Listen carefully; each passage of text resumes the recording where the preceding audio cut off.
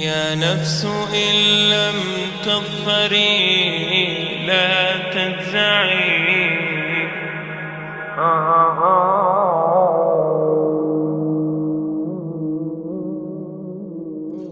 All the praise is for Allah,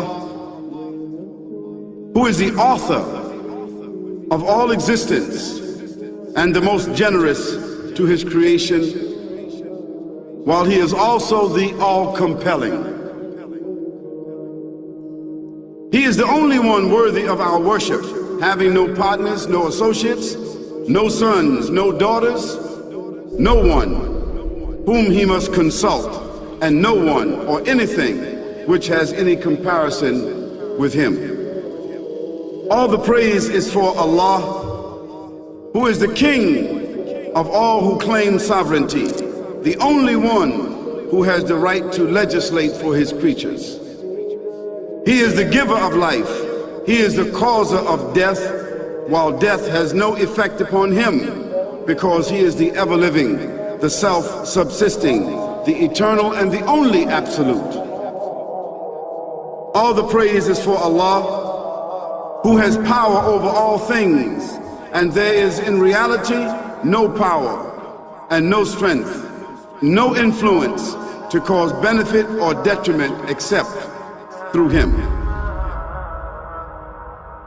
It is he who created this complex world, the seen and the unseen, the evident and the speculative, the earth and all that is on it and everything that is in it.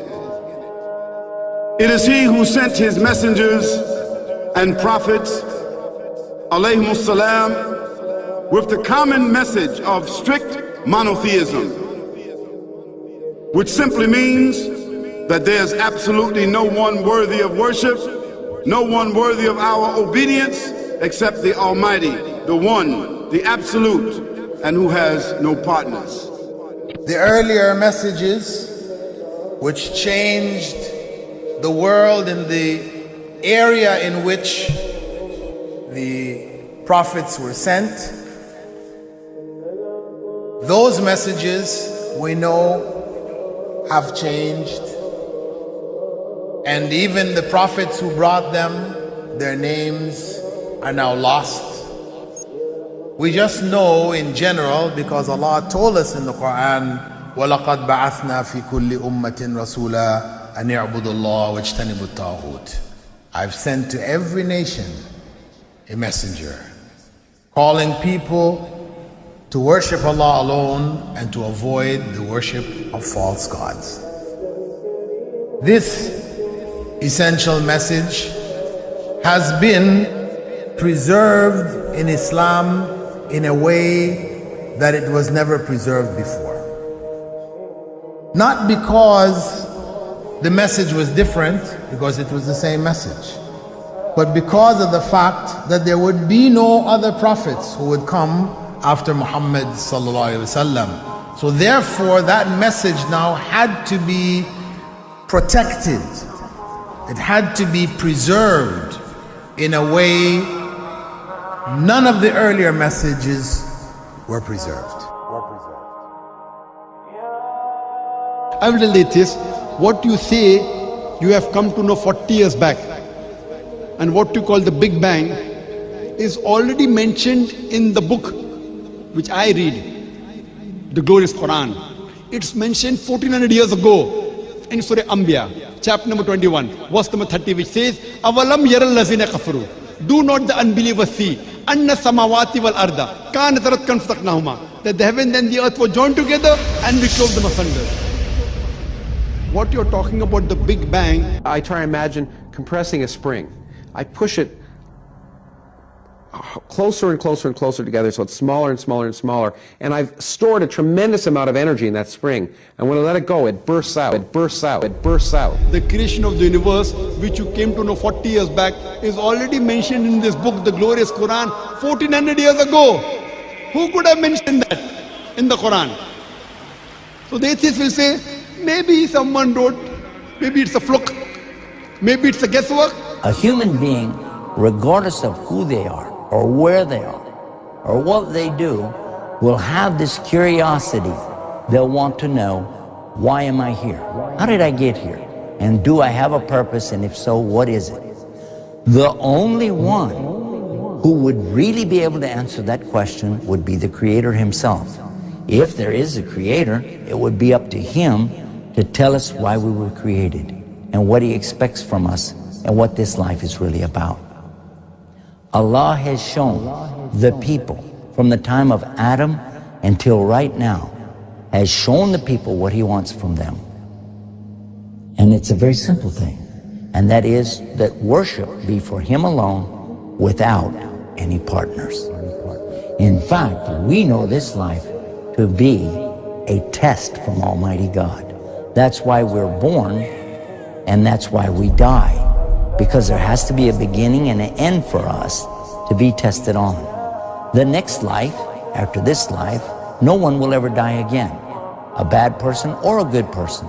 Both are brought back, and they continue to live in the next life, either in good shape or not so good shape, depending on how they did on the test. The worship of the God of Abraham, that was what was taught by these prophets. The Lord of the Arsh and Kursi. We're talking about the Lord of the worlds. Alhamdulillah Rabbil Alameen. We're talking about the Lord of the entire universe and beyond. The entire universe and beyond. You know, we live in this dunya, and we are fascinated with this dunya which Allah subhanahu wa ta'ala indeed has created in a beautiful manner. We're fascinated. There are over billions of people which live on this dunya at this moment in time. Over 6 billion people that live on the dunya at this moment in time. This dunya of Allah subhanahu wa ta'ala is so big that there is space in this dunya for billions and billions and billions or more people. But what is this dunya in comparison to what Allah subhanahu wa ta'ala has created out there? This dunya is insignificant. This dunya is meaningless to Allah. It means nothing. It is worthless. So worthless, compare it with the sun. The sun is one star. You know more science than me. You'll be able to tell me better. Take this planet Earth and you place it inside the sun, and you will be able to place 1.3 million Earths in the sun.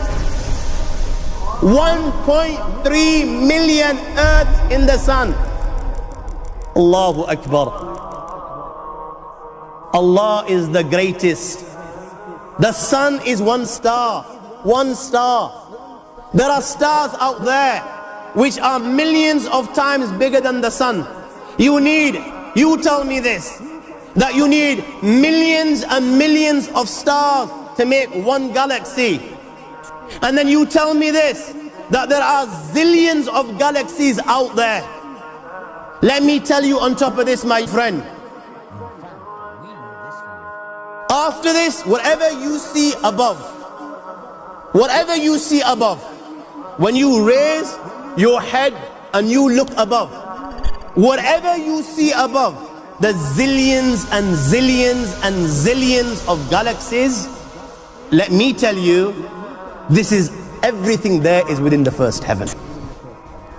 Everything there is within the first heaven, and Allah is the creator of 7 heavens. 7 heavens.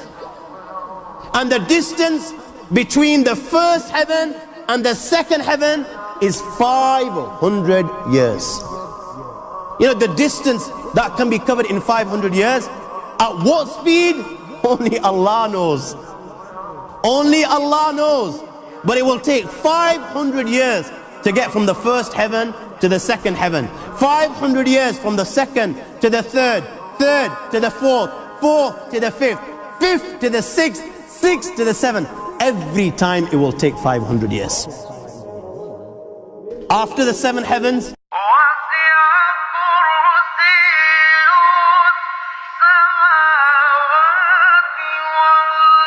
وَسِعَ كُرْسِيُّهُ السَّمَاوَاتِ وَالْأَرْضِ. You all read the Ayatul Kursi. You all know the Ayatul Kursi. After this, you have the Kursi of Allah. You have the chair of Allah subhanahu wa ta'ala. You know these 7 heavens that we've just talked about, in comparison to the Kursi of Allah, they're non-existent. They're meaningless. Rasulullah ﷺ has given an example in a hadith just to give us a little bit of understanding with regards to the 7 heavens in comparison to the kursi of Allah. Take a ring from your finger, take it off, the small ring that you have, and place it, let's say, in a desert, the Sahara Desert. It's the biggest desert in the world. You know that ring that we take off from our fingers and place it in the Sahara Desert? What comparison is in between the ring and the Sahara Desert? Nothing. Nothing. The 7 heavens is the ring, and the kursi of Allah is the Sahara Desert. After the kursi of Allah, you have the arsh of Allah. وَكَانَ أَرْشُهُ عَلَى الْمَاءِ. You have the arsh of Allah. Again, Rasulullah has explained, so just so that we can understand. Take the ring, place it in the desert. This time, the ring is the kursi and the arsh is the desert. What is the kursi in comparison to the arsh of Allah? Nothing. Then you have angels which carry the arsh of Allah. Their heads are in the 7th heaven and their feet are in the lowest earth.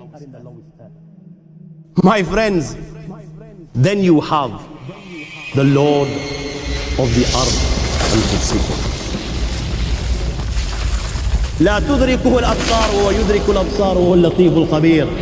He is beyond the size of Allah, who Allah is, what Allah is.